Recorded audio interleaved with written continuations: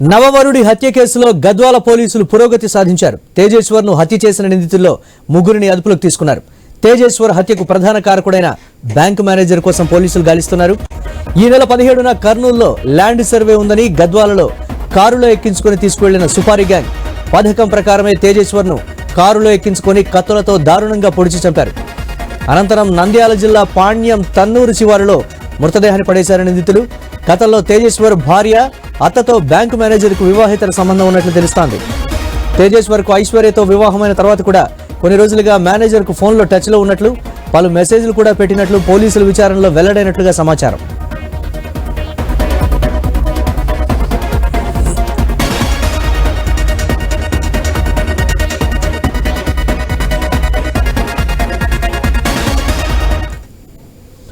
పథకం ప్రకారమే తేజేశ్వర్ను హత్య చేసేందుకు భార్య ఐశ్వర్యతో పాటు అత్త, మేనేజర్ పథకం వేశారని పోలీసులు అనుమానం వ్యక్తం చేస్తున్నారు. వారి ప్లాన్లో భాగంగానే సుపారీ గ్యాంగ్తో తేజేశ్వర్ను హత్య చేసినట్లు పోలీసులు నిర్ధారణకు వచ్చారు. ఈ క్రమంలో ఈ హత్య కేసులో 6గురు పాల్గొన్నట్లు పోలీసులు ప్రాథమికంగా తేల్చారు. ముగ్గురిని అదుపులోకి తీసుకున్నట్లు సమాచారం. దీంతో పాటు మృతదేహం లభించిన పాణ్యం శివార్లో గద్వాల పోలీసులు సీన్ రీకన్స్ట్రక్షన్ చేసేందుకు వెళ్లినట్లు తెలుస్తోంది. సాయంత్రంలోగా హత్య కేసుకు సంబంధించిన పూర్తి వివరాలు పోలీసులు వెల్లడించే అవకాశం ఉంది. దీనిపై మరిన్ని అప్డేట్స్ మా కరెస్పాండెంట్ వెంకటేష్ అందిస్తారు. వెంకటేష్, పోలీసు అధికారులు ఏం చెప్తున్నారు? దీనికి సంబంధించి ఇప్పటివరకు ఎటువంటి ఆధారాలు సేకరించారు? దీనిపై గద్వాలకు సంబంధించిన తేజేశ్వర్ 17న మిస్సింగ్ అయిన కేసులో అతని డెడ్ బాడీ కర్నూలు జిల్లాలో లభించడం పెద్ద దుమారమే లేపింది. సంచలనం కేరా పట్రస్గా నిలిచిందని చెప్పొచ్చు. ఈ నేపథ్యంలో గత నెల క్రితం పెళ్లి జరిగిన తేజేష్ కు దానికి సంబంధించిన భార్యకు పెళ్లి జరిగిన సమయం నుంచి ఐశ్వర్యతో పాటు వాళ్ళ అత్త కూడా ఈ మర్డర్ ప్లాన్ కు పథకం వేశారని పోలీసులు అయితే నిర్ధారణకు వచ్చారు.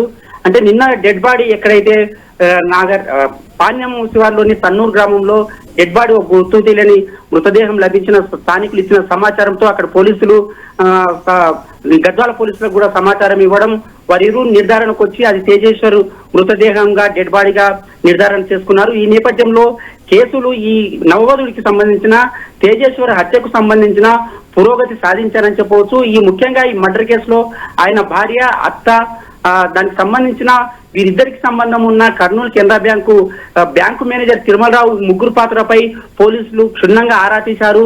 ఈ మర్డర్ కేసులో వీరు ముగ్గురు పాత్ర స్పష్టంగా ఉన్నట్లు వాళ్ళు ఇప్పటికే నిర్ధారణకు వచ్చారు.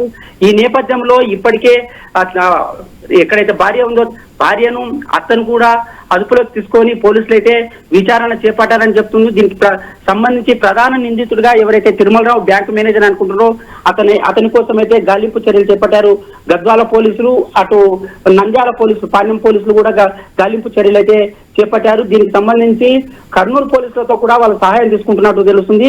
ఈ నేపథ్యంలో ఈ మర్డర్ కు సంబంధించి ఒక పథకం ప్రకారమే తేజస్ ను మర్డర్ ప్లాన్ కి అయితే ఈ ముగ్గురు అయితే పథకం రచించారని చెప్పవచ్చు. 17వ తేదీన గద్వాలకు సంబంధించిన అతని ఇంటి వద్దకు వచ్చి కర్నూలులో ల్యాండ్ సర్వే ఉందని అతన్ని ఒప్పించి ఆ కారులోనే తీసుకెళ్లి అప్పటికే పథకం ప్రకారమే వాళ్ళ ప్లాన్ ప్రకారమే ఆ కారులో మరో 5గురు ఉన్నట్లు సమాచారం ఉంది. ఆ సమాచారం మేరకు ఆ కారులో తీసుకెళ్తున్న క్రమంలోనే తేజస్ ను గొంతు పిసికి అతి దారుణంగా కత్తులతో పొడిచి హత్య చేశారు. హత్య అనంతరము వాళ్ళు పాణ్యంకు సంబంధించిన తన్నూరు వద్ద మృతదేహాన్ని పడేసినట్టు తెలుస్తున్నది.